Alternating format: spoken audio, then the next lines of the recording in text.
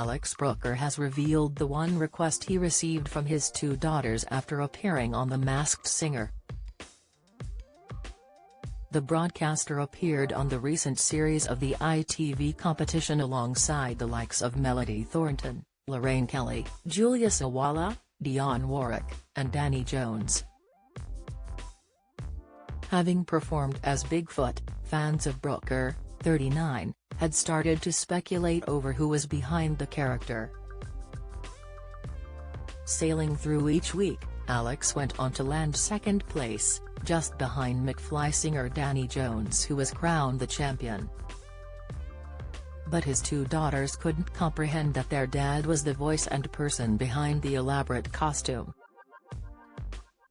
Speaking exclusively to the Mirror ahead of his return to Soccer Aid, Alex said, "The Masked Singer is one of the best things I've ever done in my life.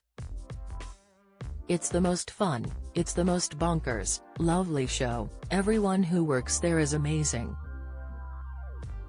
I'm not a singer, so I didn't expect to be in it as long, let alone come second, and I'm out there singing Backstreet Boys dressed as this big, furry Bigfoot and has got this big cute face. It was the most fun. It was the sweatiest thing I've ever done, but the most fun. My girls at home, they're buzzing, they loved it so much.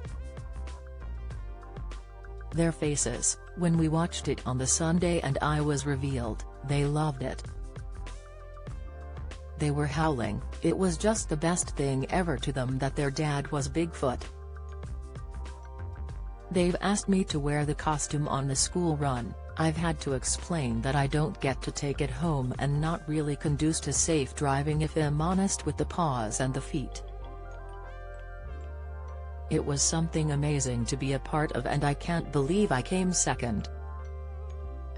Danny Jones, by the way, backstage when I heard him singing "It's All Coming Back to Me," I was just there going, does anybody really need to hear me sing at this point? It was unbelievable. I saw him and he was saying one of his little boys wanted Bigfoot to win, and my girls cheered when Piranha won. This year, Alex will join the likes of Roman Kemp, Tom Grennan and Bobby Brazier on the pitch. Discussing his return, he said, "I'm really excited to be back.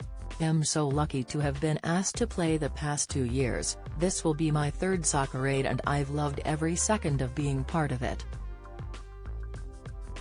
It's such a privilege to be a part of it, from a football fan and for the cause that we're doing it for UNICEF and the money we raise."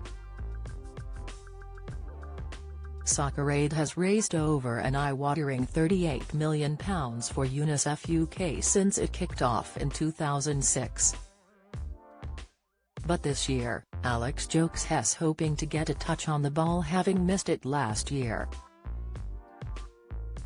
"It's an amazing thing to be a part of," he said, before adding that had already started training.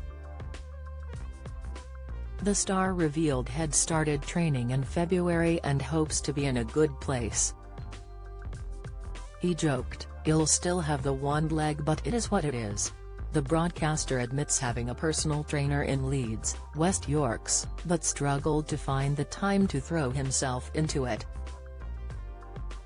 He said, "My legs, with all the best will in the world, am never going to be able to what everyone else can do anyway. Even if I trained every single day and every single minute. So it's maximizing what I can get out of my body." Last year I was struggling quite a lot even before I went to play.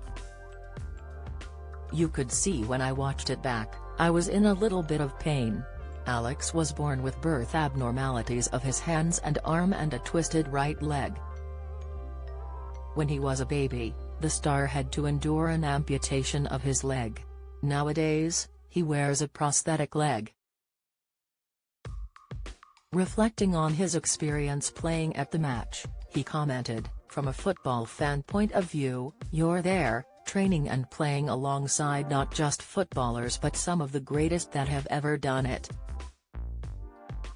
I've looked and Eden Hazard is playing for World 11 this year and I think he was probably the best player in the Premier League 4 years ago. so that will be great," he laughed.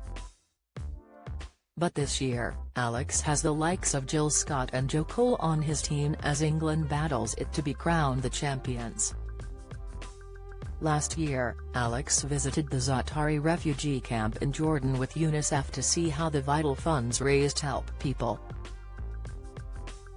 He said, "I met two young disabled people out there and their stories, the little girl, Elan, who I met who was getting a 3D hand fitted, and when she spoke about what she felt about her hand and feeling different, it resonated with me personally.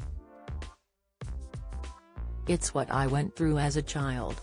I wasn't in a refugee camp, but that part, it resonated with me what she was going through.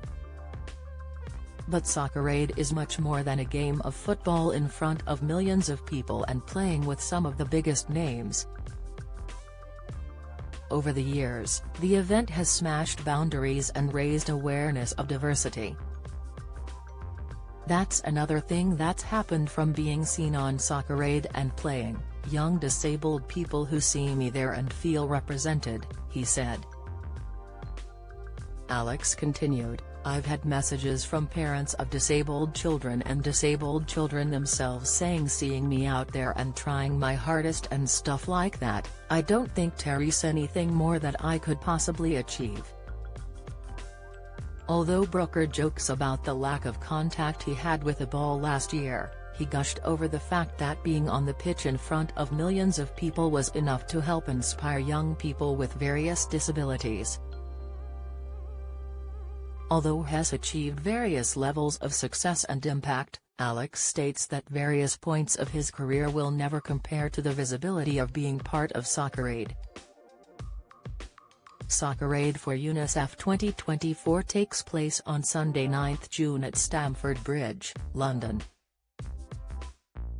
Buy your tickets at soccerade.org.uk/tickets.